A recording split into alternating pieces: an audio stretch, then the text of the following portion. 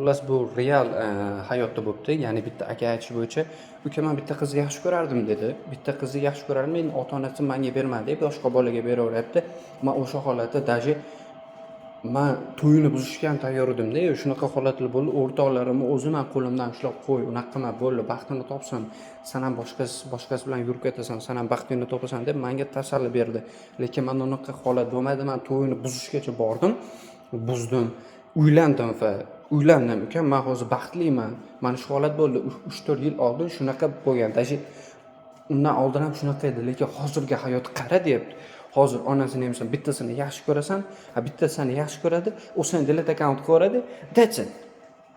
U meni delete account ko'ribdi, bo'ldi, men u meni yoqtirmas ekan, bo'ldi, men ham boshqasini topaman, u ham boshqasini topdi, baxtli bo'lsin. Shumi kam deyapti, shumi sevgi deyapti. Rostdan ham o'ylab qaraganda, bu akani gapi to'g'rimikin deb o'ylayman-da. Oldinlari unaqa emasdi. Oldinlari haqiqiy sevgi edi. Hozir sal boshqacha, to'g'rimi?